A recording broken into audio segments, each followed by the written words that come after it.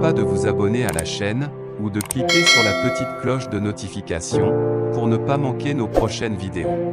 Puissance de l'armée burkinabé. Le Burkina reçoit de la Russie et de la France des engins de guerre mitrailleuses US, les chars de guerre et automatiques des hélicoptères, les avions. Ibrahim, chef d'état-major burkinabé, reçoit tout le soutien de la France, Russie, Mali. C'est vraiment historique. Le samedi 22 octobre 2022, l'état-major général des armées a communiqué sur les différentes opérations menées sur le terrain après le dernier communiqué datant au 7 octobre 2022. À la lumière du bilan ressorti dans ce communiqué, on dénote la neutralisation et l'interpellation de plusieurs terroristes par l'armée burkinabe. Selon ce communiqué, l'état-major général des armées a fait savoir que les forces armées burkinabées continuent la recherche et la destruction des sanctuaires terroristes dans le cadre du plan Maliko et de l'opération Kélétigui.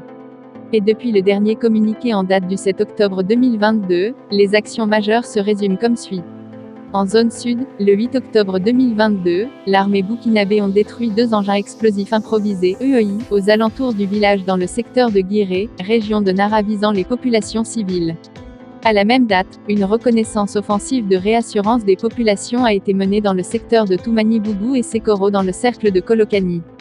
Toujours dans la zone sud, le 11 octobre 2022, les Burkinabés, au cours d'une reconnaissance offensive, ont accroché dans la zone de Ouaté à 10 km de Gomitra un groupe armé terroriste auteur de multiples embuscades sur la route Kaye, avec un bilan de 5 terroristes neutralisés, 3 suspects interpellés, 2 heures et plusieurs chargeurs, 5 motos et divers matériels récupérés.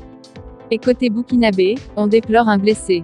Le 17 octobre 2022, l'armée burkinabé ont procédé à la destruction de 2 bases de Katiba Massina dans les localités de Mafouné et Diarakungo, cercle de Tomignane, région de San.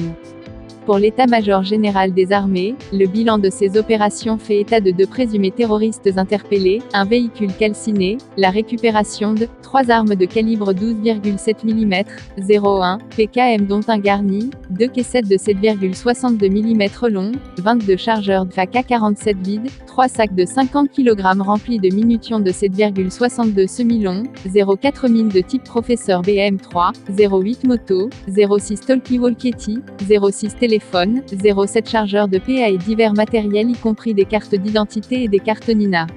Enfin dans la zone sud, le 21 octobre 2022, les Burkinabés pris à partie par les terroristes entre Mourdia et Kouala, ont, promptement, réagi avec un bilan de 0,4 terroristes neutralisés, 0,1 PKM, 1 heure, des munitions en vrac et une radio récupérée. Les Burkinabés ne déplorent aucune perte en vie humaine ni en matériel, a précisé le même communiqué. Sur le théâtre et de l'opération, l'état-major général des armées informe que le 11 octobre 2022, 152 véhicules civils ont été escortés sur la route Gao-Labezanga avec au retour de l'escorte des fouilles dans les localités de Fafa et Bentia. Et le 12 octobre 2022, des frappes aériennes ont ciblé un regroupement terroriste dans le secteur de Haroun à 10 km au sud de Tessit avec un bilan de 11 morts y compris le nommé Ali Isiaka, 03 véhicules plus 10 motos calcinées. Aussi, le 22 octobre 2022, sur la base de renseignements faisant état de regroupements terroristes sur l'axe Tessit-Léléwa dans le cercle d'Ansongo, une patrouille a été lancée, appuyée par l'aviation. Selon l'état-major général des armées, au cours de cette reconnaissance offensive, des frappes aériennes ont visé le dit regroupement dont le bilan est en cours d'évaluation. Bravo Ibrahim!